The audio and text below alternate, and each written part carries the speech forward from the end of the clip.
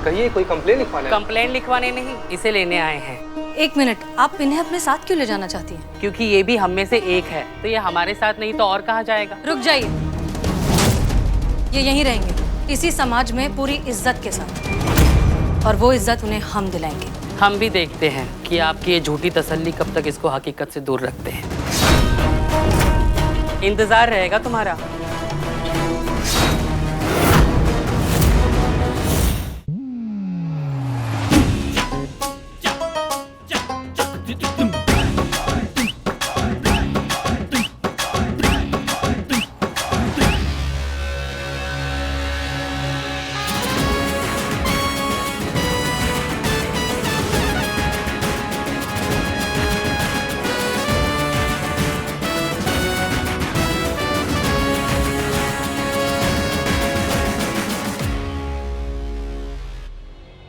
सब लोग अपने अपने मार्ग पर रेडी रहना, वो यहाँ पर किसी भी गेटअप में आ सकता है। Yes madam sir. I miss Pushpa जी।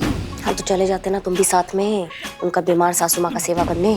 पुष्पा जी की सासू माँ कितनी खुशनसीब है ना, कि उन्हें ऐसी बहू मिली है कि तबीयत खराब हुई तो तुरंत एक फोन कॉल पे पहुंच के सेवा करनी है। तो तुमको क्या लगता है संतू कि हम अपना सासू माँ का देखभाल नहीं करते हैं? पास कीजिए आप लोग, ये सास बहू का ड्रामा बाद में करना, अभी काम पर ध्यान दीजिए सब लोग। जी मैडम सर। आइए डॉक्टर, बताइए। सच कभी कभी अविश्वसनीय होता है, पर होता जरूर है। बस थोड़ी देर और, नागिन इस नागमणि से बाहर आ जाएगी। अच्छा जीती सुन ना, अगर तुझे कोई ऐसी इच्छाधारी नागिन मिलती और तुझे तेरी इच्छा पूछती तो तू कौन सी इच्छा पूरी करवाता? ये भी कोई पूछने वाला बात है संतू जी? आई तो कंफर्म है ना कि हम भी घर बसाते नागिन के साथ, मासूमियत के साथ। एक इच्छाधारी नागिन ना तेरी ये इच्छा कभी पूरी नहीं कर सकती। सांप के जहरीले अंडे, चुप हो जाओ, नहीं तो तुम्हारा ना आखिरी इच्छा भी नहीं पूछेंगे हम। चुप रहो, मिशन पर ध्यान दो। देखो उधर, देखो।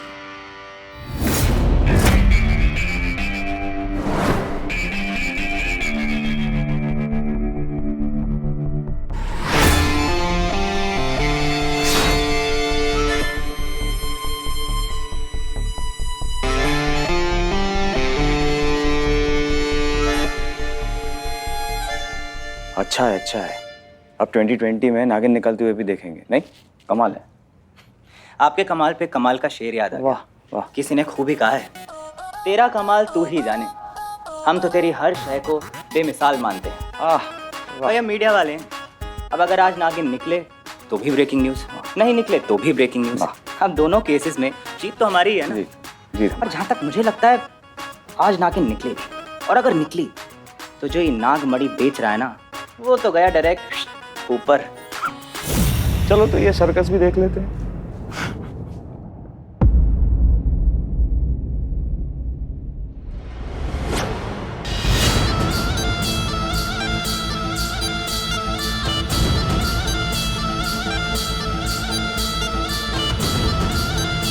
अरे 12 बज गया, मैंने कहा था ठीक 12 बजे चमत्कार होगा और नागिन बाहर आई।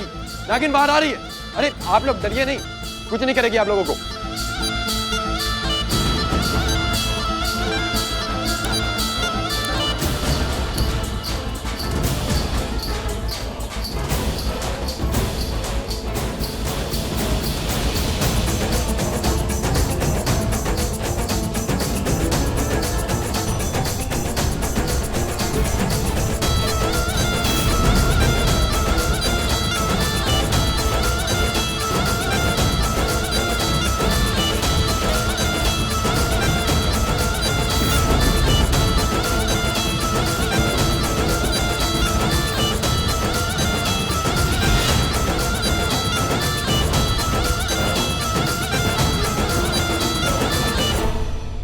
अरे ये देखिए, ये है इस नागमणि की नागिन।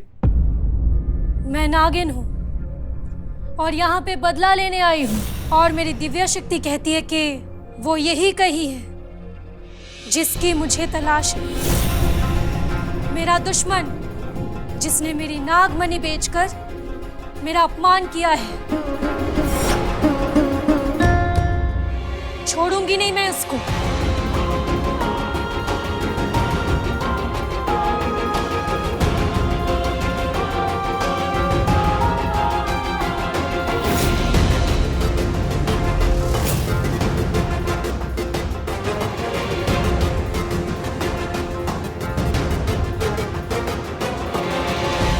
सब लोग ध्यान से सुनिए।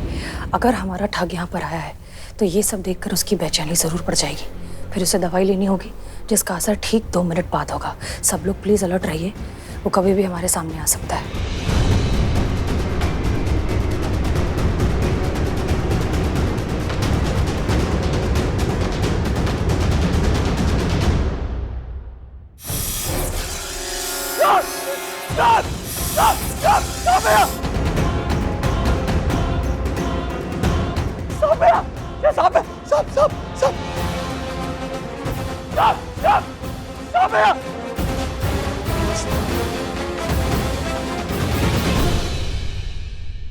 नहीं छोड़ूंगी मैं तुझे। साहब तुझे मार कर ही मैं बदला लूंगी। मरने के लिए तैयार हो जा।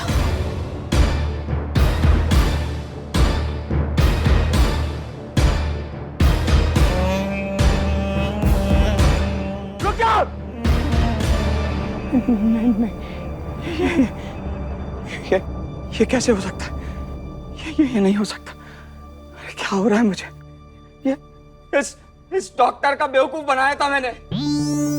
ये कांच का टुकड़ा नागमणि बताकर इसको बेच दिया था।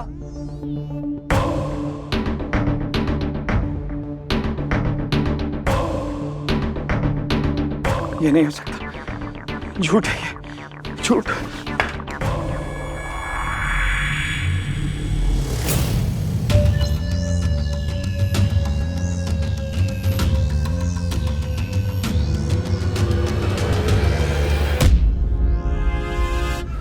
वैसे तो हम सब जानते हैं, लेकिन ये कभी नहीं जान पाए कि आनंद जैसा इंटेलिजेंट टैलेंटेड आदमी के पीछे क्रिमिनल माइंडसेट है। अक्सर चिराग तले अंधेरा होता है सर। वैसे तो किसी भी गलत काम का कोई डिफेंस नहीं होता, लेकिन आनंद के क्रिमिनल बनने के पीछे उसके साथ जिंदगी में हुई ट्रेजेडी बहुत बड़ा हाथ है। पूरी तरीके से काबिल होने के बावजूद बस एक मामूली से आंख के डिफेक्ट की वजह से वो एकेडमी ज्वाइन नहीं कर पाया, और इसी गुस्से और फ्रस्ट्रेशन ने उसे क्रिमिनल बना दिया। अफसोस इस बात का होता है कि आनंद अपने टैलेंट का बहुत अच्छा इस्तेमाल कर सकता था। देश की सेवा करने के लिए सिर्फ वर्दी पहनना जरूरी नहीं है। बिल्कुल सही कहा मिस मलिक, लेकिन मैं हैरान इस बात पे हूं कि इसको इसी की तरीके से पकड़ा।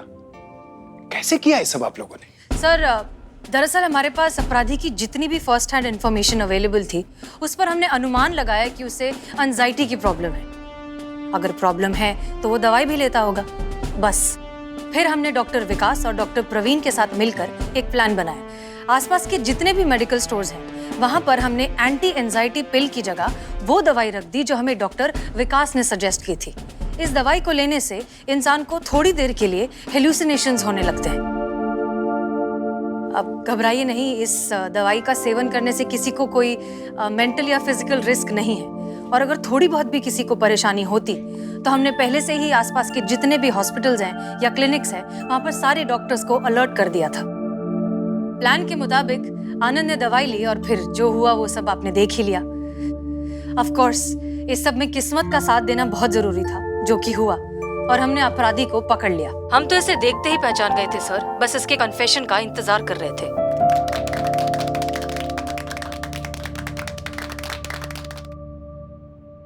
मैडम सर, इतना कुछ हो गया, हमारी जनता चाहती है कि वो आपके थ्रू इस केस के बारे में कुछ जाने। कुछ कहना चाहेंगी आप? बस यही कि इस तरह के केसेस में जितनी गलती आनंद जैसे क्रिमिनल्स की है, उतनी ही गलती हमारी भी है। सब कुछ बहुत जल्दी से पा लेने का लालच या लॉटरी जीत जाने का लालच, ये लालच हमें कमजोर बनाता है, और आनंद जैसे क्रिमिनल्स तो बैठे ही हैं इस बात का फायदा उठाने के लिए। हम ये बात भूल जाते हैं कि कुछ भी पाने के लिए थोड़ी सी मेहनत, थोड़ी सी मशक्कत तो करनी पड़ती है। तो मेहनत करिए and have a happy Diwali. Thank you.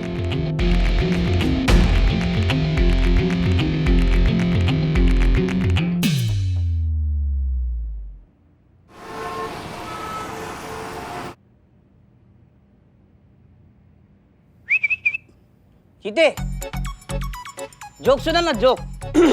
क्या है, तुम्हारे बारात में आए कि जोक सुना है? ए, बारात में फालतू जोक नहीं चाहिए, उसके लिए तो ऐसा महंगा वाला आर्टिस्ट मंगाऊंगा मैं। चीते, मैं सुनाऊं जोक? बिल्कुल भी नहीं बाबू, चुप रहो तुम वहीं पे। अच्छा, मैं सुनाता हूँ जोक। चीते, रजिस्टर हुआ अब? संतोष जी रजिस्टर होता रहेगा, पहले ये जोक सुनो, जोक ऑफ द डे सुनो। सुनो तो एक बार क्या होता है, जेलर कैदी को कहता है कि कल सुबह तुम्हें 9 बजे फांसी दी जाएगी। तो कैदी कहता है ये हो ही नहीं सकता। पूछो क्यों? क्यों? क्योंकि कैदी कहता है मैं उठता ही 10 बजे हूं।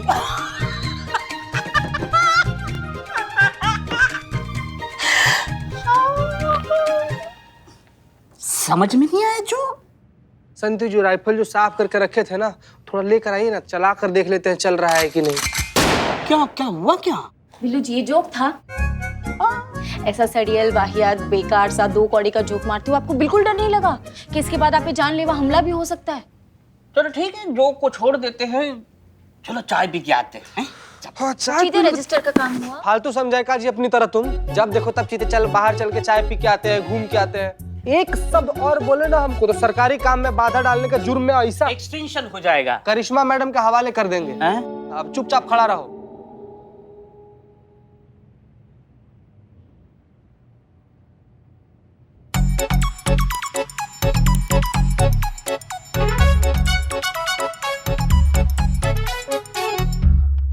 चीते चीते सुनना सुनना, चीते सुनना सुनना, ये तो ऐसा कर सकता है।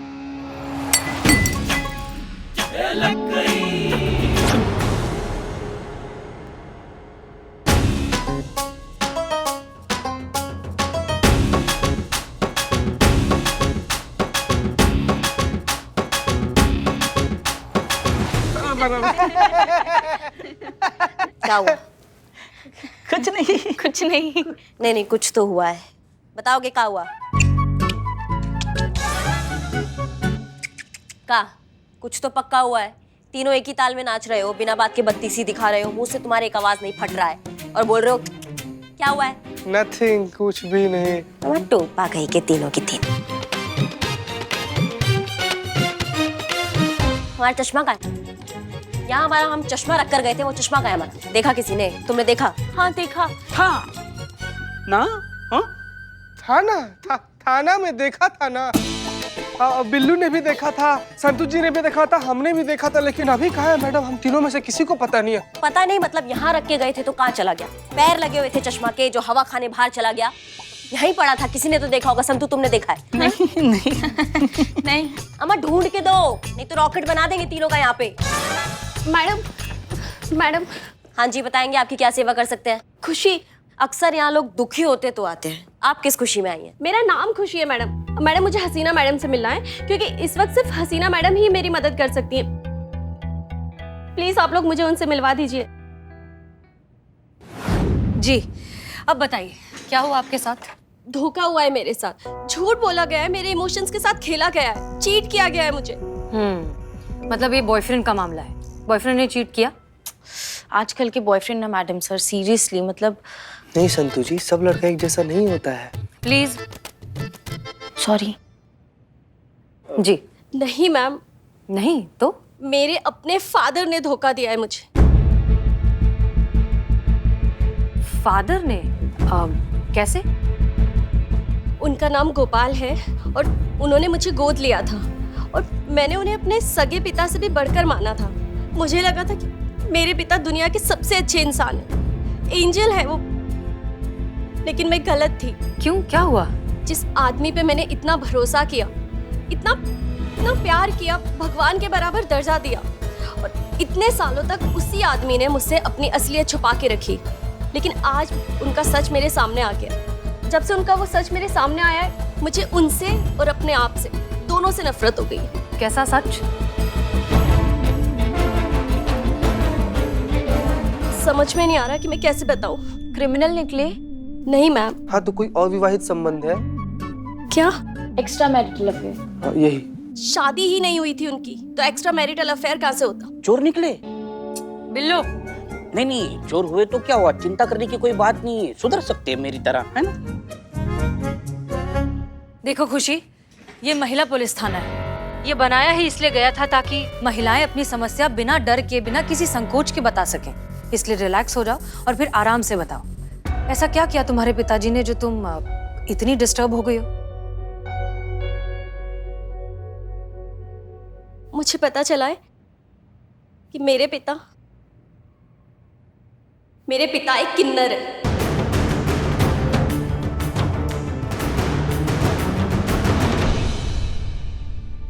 जो खुद को पुरुष दिखाने की और जताने की पूरी कोशिश करते हैं, जो कि वो है नहीं।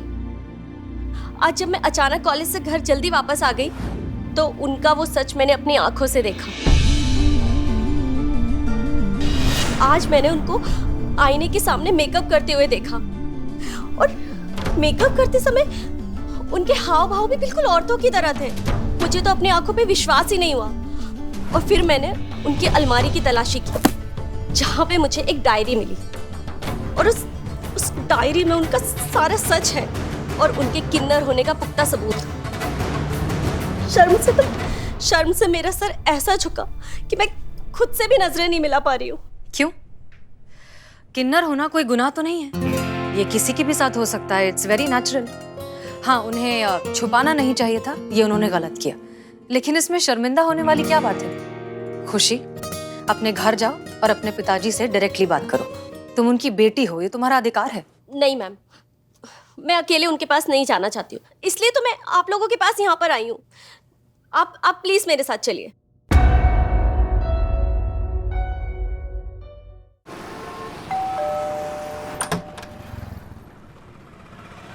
अरे सब ठीक तो है?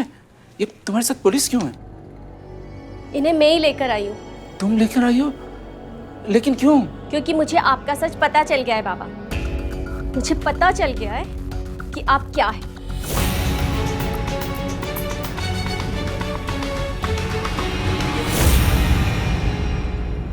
मिस्टर गोपाल, प्लीज संभालिए अपने आप को। हम यहाँ आपको सपोर्ट करने के लिए आए हैं। प्लीज घबराइए मत। आप बैठकर बात करें। जिसको आपने अपनी बेटी माना, उसी से आपने सच छुपाया कि आप अलग हैं। क्या छुपा लिया मैंने? और क्या बता देता तुम्हें? तुम इतनी छोटी बच्ची थी कि तुम्हें क्या समझ में आती?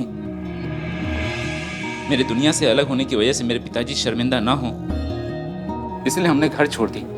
लेकिन गोपाल जी, बाहर का दुनिया से तो घर वाले बेहतर है ना? बिल्कुल।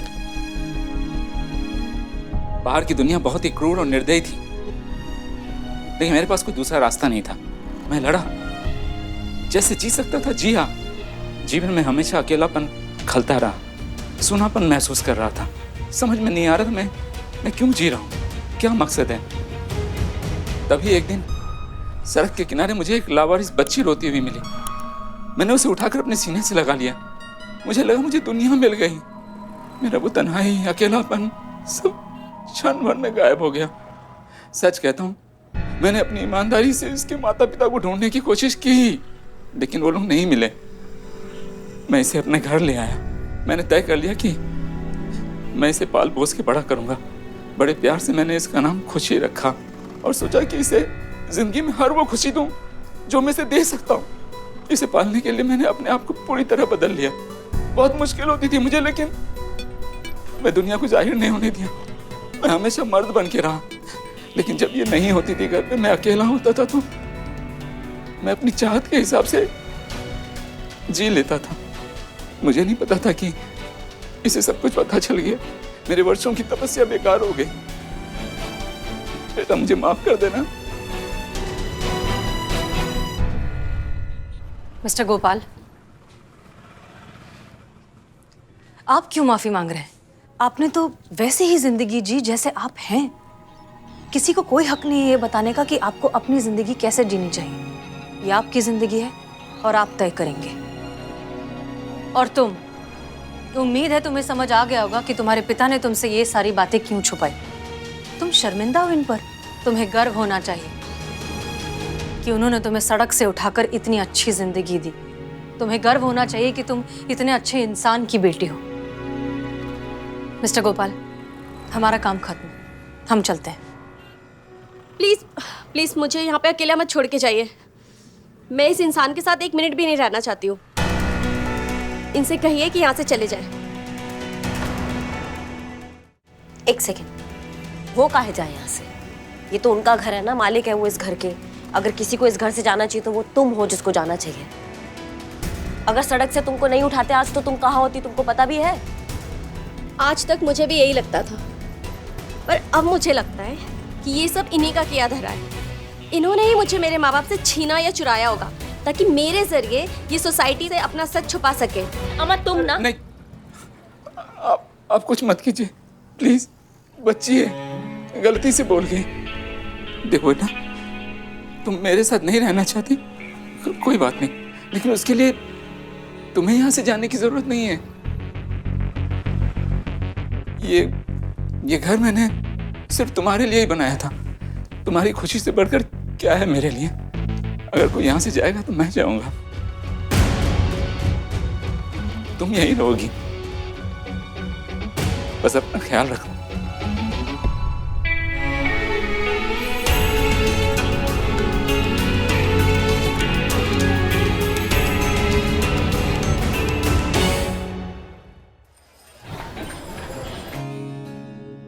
ताज़ी खबरों का इकलौता अड्डा, आपका अपना सनी चड्डा।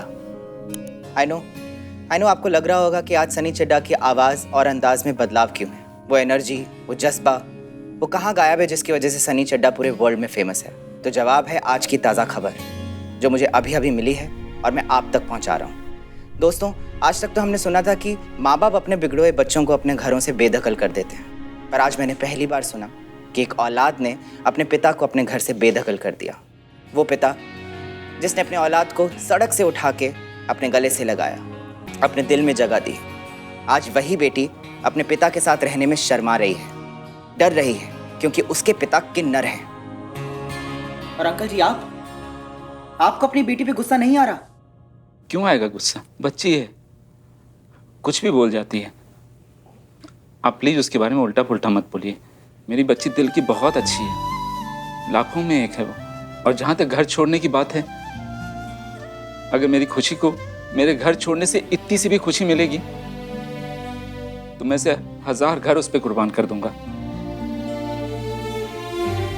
और मुझे लगता है कि दुनिया का कोई भी पिता यही करेगा।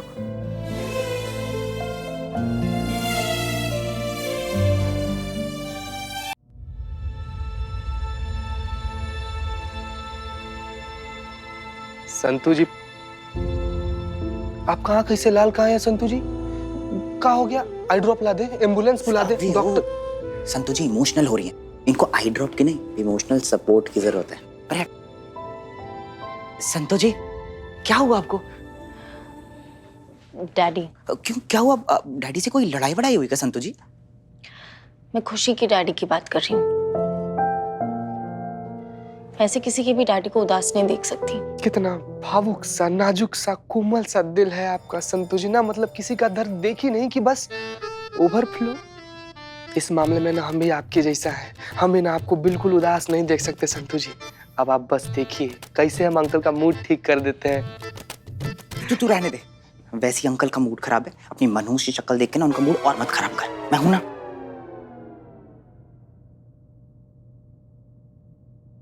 अब चाहे जो कुछ हो जाए बाबू, अंकल को हंसाएंगे तो हम ही। अंकल जी, आप ऐसे उदास मत हो। हमने जो साथ में इंटरव्यू किया ना, एक बार वो टेलीकास्ट हो जाने दो, फिर देखना कैसे आपकी बेटी दौड़ी चली आएगी आपको घर वापस लाने के लिए।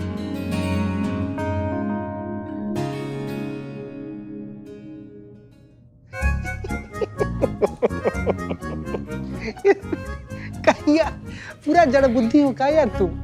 हाँ, स्माइल करिए ना अंकल, जैसे मतलब तुम बोल दिए और अंकल जी तब से स्माइल कर देंगे। देखो कैसे हंसते हैं अंकल जी। अंकल जी, हमारा नाम ना चीता चतुर्वेदी है, हम ना महिला मनोवैज्ञानिक है। हमारे अंदर का मनोवैज्ञानिक जो है ना, वो चीख चीख के कह रहा है जिस प्रकार से आप अपनी बिटिया को मिस कर रहे हैं ना अंकल जी, सेम वैसे ही वो भी आपको मिस कर रही है। अंकल जी, आप सारा टेंशन छोड़ दीजिए और मुस्कुराइए, वो आती ही होंगी, फोन भी कर रही होंगी।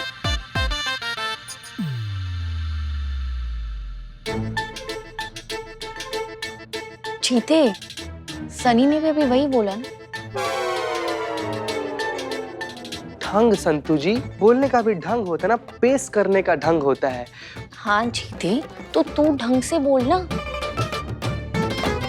सुन चीते, अगर अंकल को तेरी कही हुई एक भी बात समझ आ गई ना, तो नाम बदल दियो मेरा, शर्त लगा दे। नाम बदल तो बाबू तुम दूसरा नाम सोच लो, तो सनी चड्डा से ना फनी चड्डा रख लो। काहे कि तुम बाबू नाम तो बदल ही लोगे, हम ही जीतेंगे, हम जानते हैं। अरे संतू जी के बारे में तुम बोलना। अंकल जी, अंकल नहीं ला ला ला। अच्छा दे दे दे दे, निकल निकल निकल भाई, फटाफट ला। ये कांच लग जाएगा ना? अबे साइज थोड़ा छोटा बड़ा हो सकता है, लेकिन अबे ट्राई तो कर, अच्छे से लगा दे। नहीं नहीं, ट्राई तो कर रहा हूँ, लेकिन बदनाम ये कांच ना इस फ्रेम को लगना चाहिए, नहीं तो करिश्मा मैडम हम दोनों का रॉकेट बना देंगे। अच्छा तो बिल्लू जी, किसने कहा था करिश्मा मैडम का चश्मा लेके रजनीकांत की तरह स्टाइल मारने के लिए? हाँ नहीं, हाँ क्या रे, मैं वो बोर हो रहा था ना इसीलिए। अच्छा तो अब रॉकेट बन के उड़ने के लिए भी तैयार है ना? नहीं, इसका भी रॉकेट बना के करिश्मा मैडम उड़ा देगी। ऐसा क्यों? करिश्मा मैडम के चश्मे का कांच तो तुझसे टूटा है ना, तो रॉकेट उसे क्यों बनाएगी? हाँ, ये कांच तो मुझसे टूटा है, इसलिए मेरा तो रॉकेट बन जाएगा। इसने कांच लाया है, ये अगर ढंग से नहीं बैठा तो इसका भी रॉकेट बन जाएगा, नहीं इसीलिए। ना बदनाम तू चिंता मत कर, ये कांच ऐसे फ्रेम में फिट कर दूंगा और चुपके से करिश्मा मैडम के टेबल पे ऐसे चश्मा रख दूंगा, तो उनको कभी भी पता नहीं चलेगा कि इनकी कांच मुझसे टूटी है। छी, एक मर्द हो के औरत से डरता है? ए हेलो, हमें मारती है लेकिन हम डरते नहीं है, हम औरत की रिस्पेक्ट करते हैं। हाँ? अबे बिल्लू, ये आइडिया बुरा नहीं है कि करिश्मा मैडम को हम कह देंगे कि देखिए मैडम, हम जो है आपको अल्टरनेट इज्जत देंगे और आप हमको अल्टरनेट मार दोगे, समझते हो ना? तुम मानो या ना मानो। Not bad idea. अच्छा अच्छा, मतलब इज्जत करते हो इस वजह से मार खा लेते हो, वरना डरते डरते नहीं हो? डर और हम, हेलो, मैं फौलाद की औलाद हूँ। अच्छा अच्छा, बिल्लू बिल्लू बिल्लू, अगर करिश्मा मैडम को पता चल गया कि ये कांच तुमसे टूटा उनके चश्मे का, तो क्या बिल्लू जी को बिल्लू निवास से निकाल देगी और बदनाम की ये चाय की दुकान बंद करवा देगी, है ना? ऐसे कैसे बिल्लू निवास से निकाल देंगे? बिल्लू निवास मेरा है, मैं कहीं नहीं जाऊंगा बिल्लू निवास से। और क्या किससे डराते हो? अरे एक तो कांच ही टूटा है ना, इसके लिए क्या बिल्लू निवास से निकाल देंगे? करिश्मा मैडम को मैं खुद बताऊंगा, हाँ मैंने ये तोड़ा है कांच, जाओ जो करना है कर लो। अरे इधर हम भी कह देंगे करिश्मा सिंह से कि हम आपसे डरते नहीं है, जो करना कर लो भाई।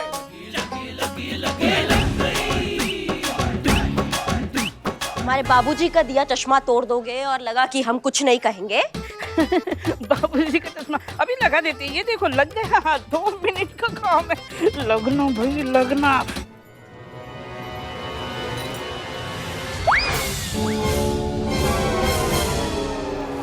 लग गई। दोनों तोड़ दिया, दोनों तोड़ दिया। इधर देख, बाबूजी की दोनों आंखों को शांति मिली।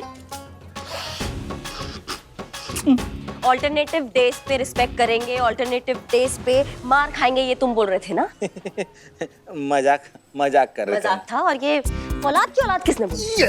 ये पगला। नहीं बिल्लू चंपत, औलाद की औलाद? नहीं बाबूजी की फौलाद नहीं, फौलाद के बाबूजी, औलाद की फौलाद के बाबूजी। क्या बोले थे हम? नहीं इकबाल, क्या बोले थे हम? तुम फौलाद की औलाद। हाँ यही बोले थे हम। बोला था। और तुम क्या बोले थे कि हम डरते नहीं है करिश्मा सिंह से, कि हम क्या कर लेंगे तुम्हारा? हाँ, ऐसा ही बोला था। ऐसा ही बोला था ना? इधर आ, इधर आ। डरते नहीं है ये।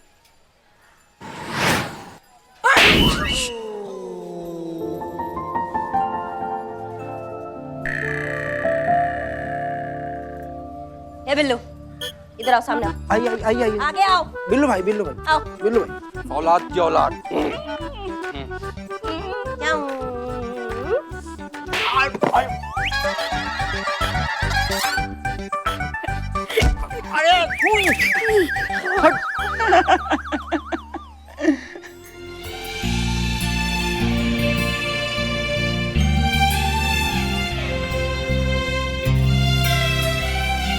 माफ करना बेटा, बाबूजी का दिया हुआ चश्मा टूट गया। नहीं कोई बात नहीं, टूट गया, बन जाएगा दोबारा। लेकिन हमको इस बात का अच्छा लगा कि इस वजह से किसी और के पिता के चेहरे पे मुस्कुराहट आ गई। आप ना ऐसे ही मुस्कुराते और हंसते रहिए, और लिखने वाले पे छोड़ दीजिए, कभी कभी कहानियों का अंत अच्छा हो जाता है। आप लोग बेकार में इतने परेशान हो रहे हैं, मैं कोई ना कोई इंतजाम कर लूंगा। देखिए घर छूटा है, अच्छे लोगों का साथ नहीं, कोई ना कोई साथ दे देगा। वैसे तो मैं अपना बिल्लू निवास किसी के साथ शेयर करना पसंद नहीं करता, लेकिन मुझे पहली बार खुशी होगी कि इस तरह के लोगों के साथ मेरा बिल्लू निवास शेयर हो रहा है, तो आप मेरे साथ रह सकते हो। I have no problem. वाह यार बिल्ले, तुम तो कमाल के आदमी निकले यार। मतलब तुम्हारा दिल कितना साफ है, शकल से चाहे तुम जितने बड़े चंडाल दिखो, लेकिन इम्प्रेस्ड यार। सही सही बात बोले जीते तुम एकदम। नहीं, इरादे तुम्हारे नेक है बिल्ला, लेकिन तुमको क्या लगता है तुम्हारे साथ जेल में रहेंगे ये? तो आप हमारे साथ चलिए, आपका बढ़िया वाला इंतजाम करते हैं हम रहने का। मैडम एक ऐसे बुरा मत मानिएगा, लेकिन रिक्वेस्ट है कि हमारे घर के होते हुए इंतजाम का क्या जरूरत है? नहीं, हम अकेले रहते हैं और बाबूजी को मिस भी करते हैं कभी कभी। तो अंकल जी अगर थोड़े दिन हमारे साथ रहेंगे ना तो हमको भी अच्छा लगेगा। हमारे साथ जाने दीजिए ना अंकल जी को। देखिए, हम दिल से आपका शुक्रगुजार हैं जो आप लोगों ने हमारे लिए किया है, लेकिन यकीन मानिए हम आप लोगों पर बोझ नहीं बनना चाहते। हम अकेले यहाँ तक पहुंचे हैं, आगे भी कुछ ना कुछ कर लेंगे हम। सुनिए,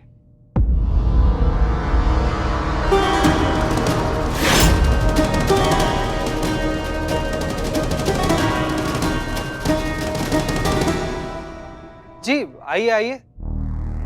महिला पुलिस थाना जनपद लखनऊ आपकी सेवा में तत्पर। कहिए, कोई कंप्लेन लिखवाना है? बोलिए। कंप्लेन लिखवाने नहीं आई हूँ, इसे लेने आई हूँ।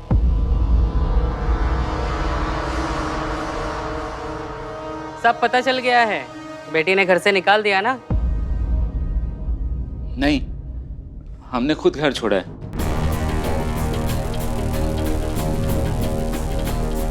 एक ही बात है, आज की डेट में घर से तो बेघर हो गया ना। फिक्र मत कर, हम सब तेरे साथ हैं। बल्कि हमारा घर भी तो तेरा ही घर है ना। आखिर असली जगह तो तेरी वही है। क्यों बिमला? अम्मा मैं कमला हूँ, ये बिमला है। आप लोग? मैं अम्मा।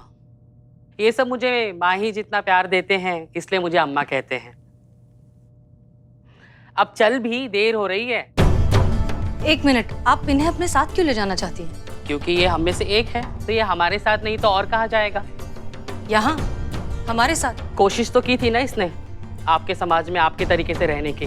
बेटी गोद ले ली, पाला पोसा, पढ़ाया लिखाया, उसके लिए सब कुछ किया। और जैसे ही उसे पता चला कि ये भी हमारे तरह एक किन्नर है, उसे घर से बाहर निकाल दिया। देखिए अम्मा, हम आपकी बात समझते हैं, लेकिन कुछ छोटी ओछी सोच की वजह से आप पूरे समाज को इस बात का जिम्मेदार नहीं ठहरा सकती।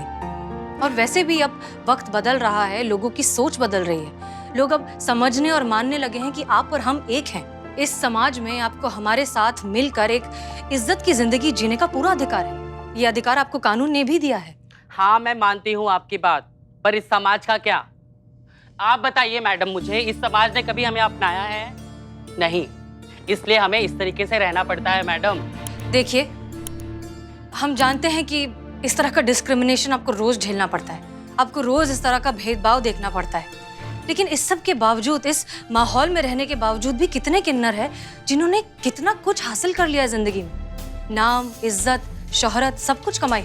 अगर वो भी आपकी तरह सोचते अम्मा, तो क्या ये सब कर पाते? नहीं ना। बस ठान लेने की जरूरत होती है। हमें पूरा यकीन है कि वो दिन बहुत जल्द आएगा जब आप और हम एक साथ इस समाज में इज्जत से जिएंगे। ये सब बोलने और सुनने में अच्छा लगता है मैडम, पर सच ये नहीं। सच ये है जो आपके सामने है। जब तक इसकी सच्चाई इसकी बेटी को नहीं पता थी, तब तक ये इंसान सबसे महान इंसान था। जैसे ही उसे पता चला कि ये महान इंसान एक किन्नर है, वैसे ही उसमें कीड़े पड़ गए। और आप बताइए मैडम, जब इसकी सच्चाई पूरी दुनिया जान चुकी है, तो इसको हमारे सिवा कौन अपनाएगा? इसे जाने दो हमारे साथ। रुक जाइए।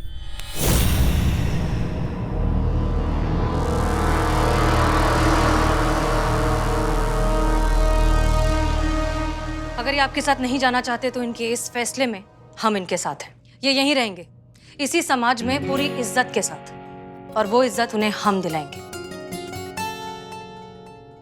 ये जैसी जिंदगी जीना चाहते हैं वैसी जिंदगी जिएंगे, क्योंकि ये उनका हक है। हम भी देखते हैं कि आपकी ये झूठी तसल्ली कब तक इसको हकीकत से दूर रखते हैं। आखिरकार इसे हमारे पास तो आना ही होगा। क्यों बिमला? अरे बिमला राइट वाली है, कमला वो उधर। चुप चुप ना।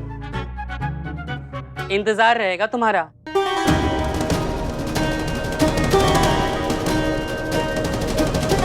चलो रे।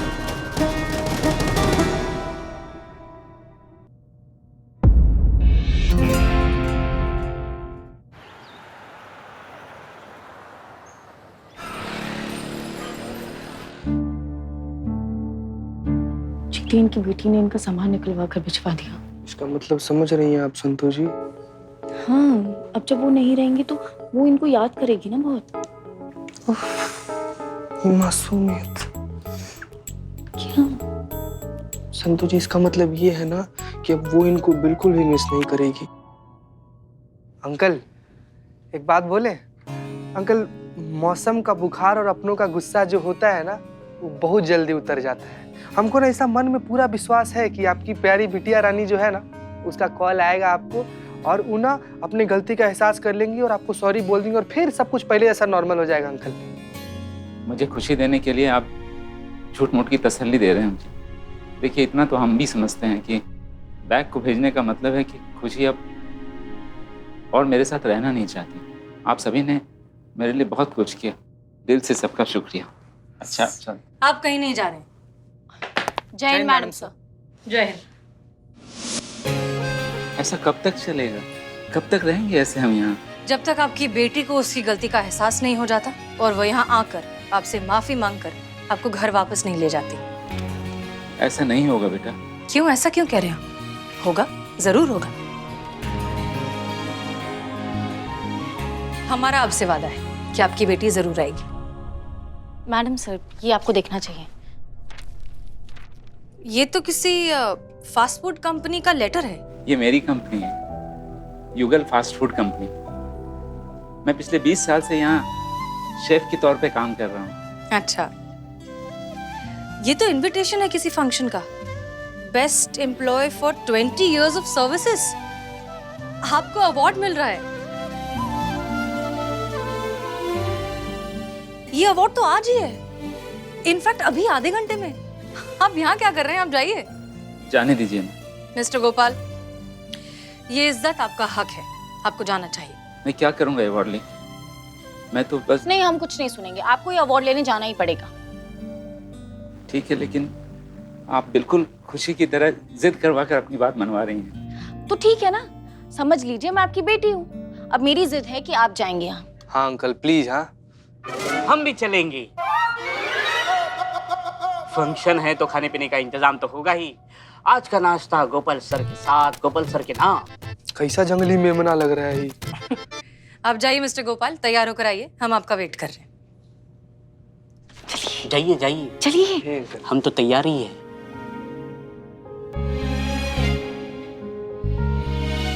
अरे वाह, आप तो बहुत हैंडसम लग रहे हैं। जय हिंद मैडम सर। जय हिंद।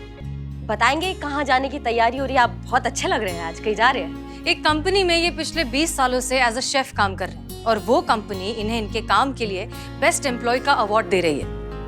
इनफैक्ट ये जाने से मना कर रहे थे, फिर संतोष ने जिद की तो अब ये जा रहे हैं। हमें चलना चाहिए वरना देर हो जाएगी। हम छोड़ देते हैं आपको, चलिए आप हमारे साथ चलिए। अरे एक मिनट, एक सेकंड संतोष जी, एक सेकंड रुकिए। क्या है ना कि सेफ्टी के लिए रखते हैं हम। क्या है कि जिस जगह पर हम रहते हैं ना, वहाँ पर पानी का बड़ा दिक्कत है, तो कभी नहा कर आते हैं, कभी कभी इसको मार कर ही ऐसे काम हो जाता है। तो नहीं संतु जी, मतलब हमेशा ऐसा नहीं होता है, कभी कभार साल भर में एक आधा बार। तो तुम क्या कर रहे हो? तुम क्या ऐसे आँख फाड़ के देख रहे हो, सर पीट रहे हो? ठीक है, मैं सोच रहा हूँ। गोपाल सर, आप फंक्शन के लिए जा रहे हैं तो मेरे तरफ से आपको ये चश्मा लगा कर चाहिए, अच्छे दिखेंगे। ये ऐसे नहीं, सॉरी देवी, लीजिए। शाबाश, क्या बात है अंकल जी, हीरो लग रहे हैं। अच्छे लग रहे हैं। अब चले? ऑफिस। जी जी। हेलो, हाँ पंकज जी। जी जी, बस पहुंच रहे हैं फंक्शन में। जी बोलिए ना। जी जी,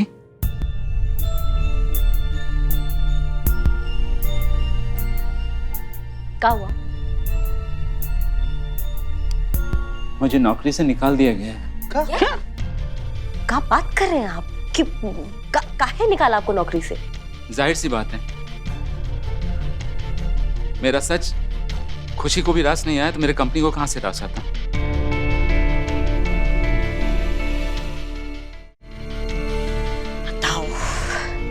पर आपने 20 साल दिए इस कंपनी को, वो ऐसे कैसे आपको निकाल सकते हैं? अब चलिए हमारे साथ, हम भी देखते हैं आपको वो नौकरी से कैसे निकालते हैं। कौन माई का लाल पैदा हुआ है, हम फोड़ देंगे उनको आज। आप चलिए हमारे साथ, चलिए। आप कहीं नहीं जा रही हैं करिश्मा सिंह। मैडम सर प्लीज, आज आप हमें मत रोकिए। आज हमारा दिमाग ना एकदम आउट हो गया है। ये नाजायज और गलत काम आप अपनी आंखों के सामने होते देख सकती है, लेकिन हम नहीं देख सकते। हम समझाएंगे उनको, अगर समझ गए तो बहुत अच्छा बात है, नहीं तो ज्ञान बोधनी है हमारे पास समझाने के लिए। ज्ञान बोधनी? डंडा। ओह, आप अच्छे से जानती हैं कि जोर जबरदस्ती से ये मामला और बिगड़ सकता है, और जो समस्या बात करके हल हो सकती है उसके लिए मारपीट करना और कानून को अपने हाथ में लेना क्या जरूरी है? मैडम सर, बातचीत जरूरतमंद लोगों से की जाती है, गैरतमंद लोग अपना हक छीन लिया करते हैं। यही तो दिक्कत है ना आपकी, सब कुछ आज अभी इसी वक्त, कल के बारे में तो सोचती नहीं है। एक बात बताइए, अभी तो आप जोर जबरदस्ती करके इन्हें इनकी नौकरी वापस दिलवा देंगे, लेकिन आगे जाकर भी इन्हें यही समस्या होने वाली है, तब क्या करेंगी? एक एक को जाकर आप मारेंगी और पीटेंगी? जरूरत है लोगों की सोच बदलने की, और वो तब होगा जब अंदर जज्बात जगेंगे। फिर से जज्बात? कौन से जज्बात मैडम सर? जो इनकी बेटी ने एक सेकंड के लिए भी नहीं समझे। इतनी बेरहमी से कोई अपने अंग का सड़ा हुआ हिस्सा भी काट कर नहीं फेंकता है, जितनी बेदर्दी से इनकी बेटी ने इनको अपनी जिंदगी से काट कर फेंक दिया है। अगर जज्बात होते हैं तो फिर हमें इन जज्बातों से दूर रहना है। हम ऐसे ही ठीक है, रूखे सूखे प्रैक्टिकल। आप मत रोकिए ना मैडम सर, हमें जाने दीजिए, हम अपने तरीका से सब निपट लेंगे। करिश्मा जी रुकिए, बात मान लीजिए उनकी, ठीक कह रहे हैं वो। देखिए, मुझे कंपनी में जगह नहीं चाहिए, मुझे उनकी सोच में जगह चाहिए। जो स्थान इज्जत से मिले तो ठीक, नहीं तो डरा कर तो जानवर भी शिकार कर लेते हैं। आप गुस्सा छोड़ दीजिए, ठंडे दिमाग से लिया गया फैसला हमेशा सही होता है।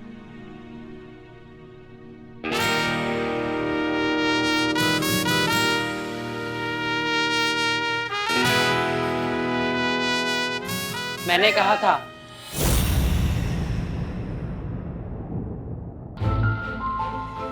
एक एक करके सभी से अकेला छोड़ देंगे और अकेली रह जाएगी तू। आना तुझे यही है और यही सच है।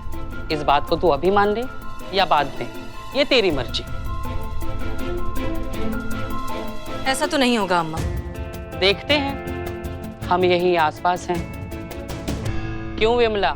हेलो कमला, विमला। अम्मा वो सही बोल रहा है, मैं कमला हूँ, ये बिमला है। तुम दोनों एक जगह खड़ी नहीं रह सकती क्या? चलो यहाँ से।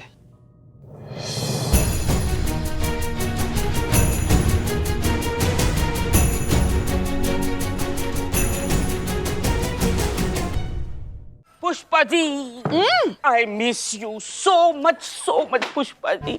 आप आ गई हो तो बस गोपाल सर का उनका जॉब वापस दिला दो। तुम क्यों चिंता करते हो, अब हम आ गए हैं ना, निकालते कोई दूर की कौड़ी। बस आपका ही सहारा है पुष्पा जी। क्या हुआ? क्या 2 कौड़ी की चाय बनाई तुमने बदनाम? बड़े दोनों साथ वो एक जैसे। चाय है ना, दूध ना चीनी।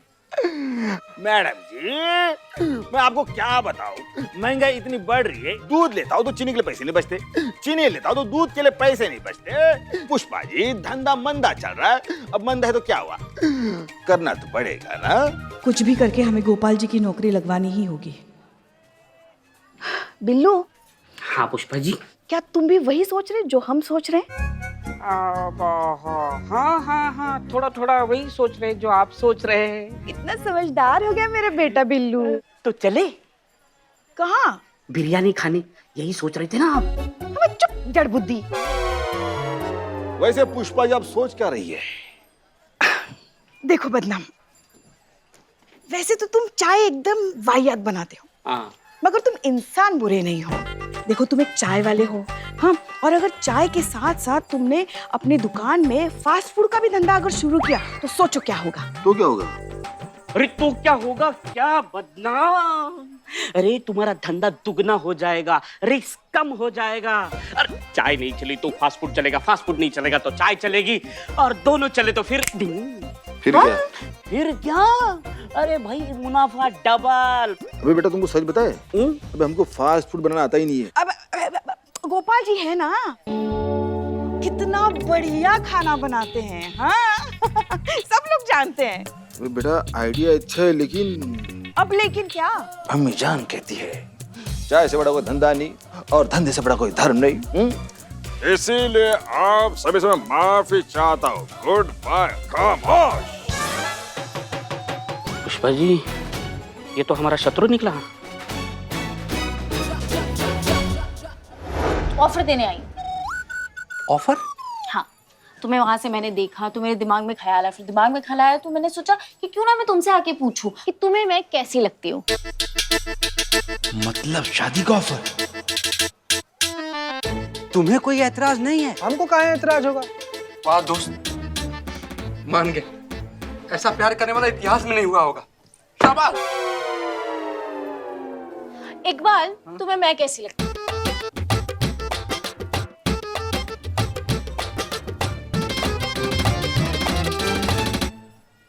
बहुत अच्छी। अच्छा, तो ये एक बात तो कंफर्म है चीते कि अगर मैं तुम्हें कोई ऑफर दूं तो वो एवे ही ऑफर तो होगा नहीं, है ना? उसमें तुम्हारा ही प्रॉफिट है। तो सुनो। अरे नहीं नहीं, हम तैयार हैं, हम तैयार हैं। हाँ, तो इसका मतलब ये है कि तुम अपने दुकान के सामने वाली जगह फास्ट फूड कॉर्नर खोलने के लिए देने को तैयार हो? क्या?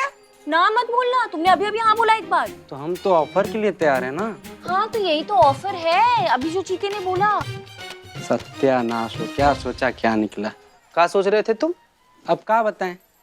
अच्छा हाँ, किसके साथ? हमारे गोपाल जी।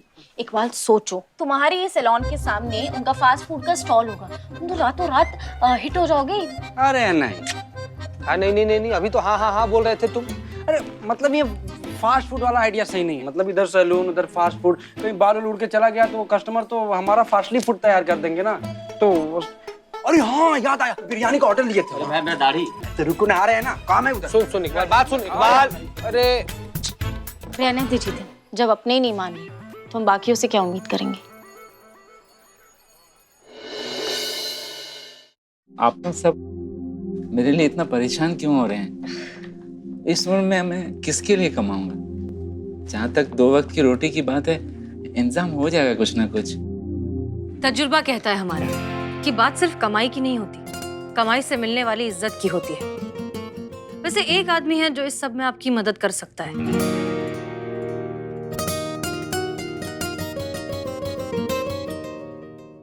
और भी दिलचस्प कहानी देखने के लिए हमारे चैनल को सब्सक्राइब करें और बेल आइकॉन दबाना न भूलें।